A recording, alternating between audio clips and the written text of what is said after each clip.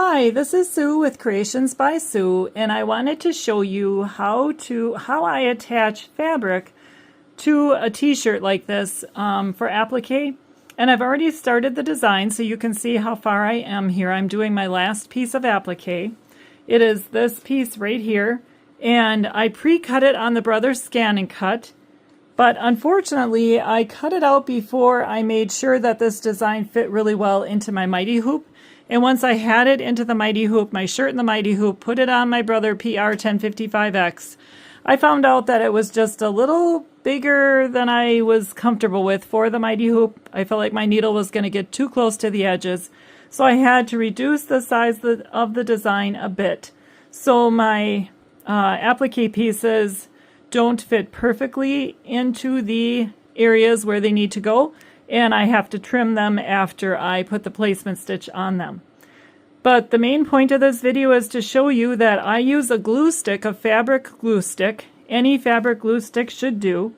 And I just put glue inside of this area that the applique piece is going to be on, because I have found that if I put it on the applique piece or even use the KK2000 on the applique, it's spraying the whole piece or gluing the whole piece. And then when I put this on the actual design area, and you can see how it went over there, it goes over the outline, then I have glue or spray on the outside of where I want it to be.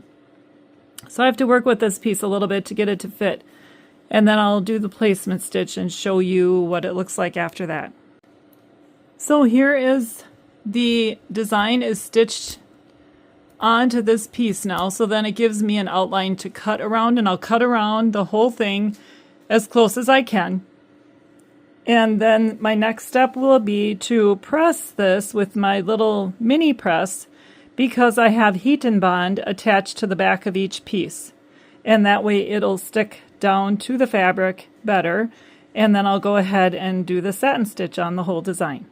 Here is my design ready for pressing, and I'm going to be using this wool mat, which I got from Embroidery Garden, and I'll put that inside the hoop to press this design on top of.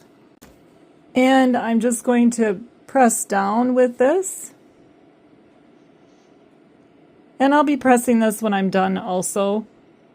So this is the little mini press that I use. It's HTV font, I think it's called, or HTV Ront, something like that. I will put a link in the description so you can see that if you decide you want to.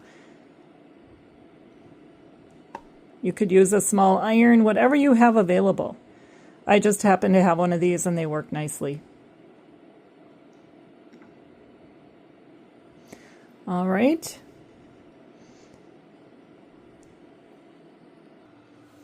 I have this attached back to the machine. I made sure to put my hand underneath to make sure that there is no fabric from the shirt stuck between that and the design, because that's happened to me before. And then I'll go ahead and get this design to stitch out, or to have all the satin stitch go around where it needs to go. That's the next step, and then I will show you the finished project when it's done. I'll let you see, I'll just start it and you can watch some of the stitching, but I won't run it for all the stitching because I know that gets to be a long time.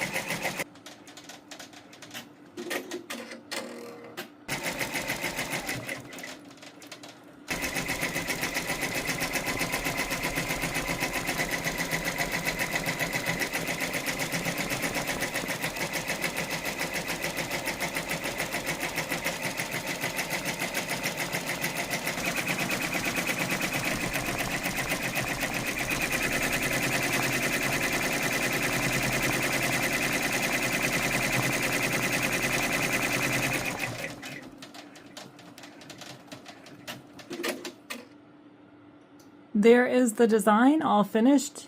It's really cute. So all I have left to do for this shirt is to trim the back and add some tender touch. I'll iron that onto the back. It's made by Sulky, and that will keep the shirt from feeling scratchy to the little girl who will be wearing it.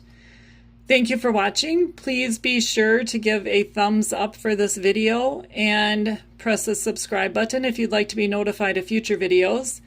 Happy stitching! Bye!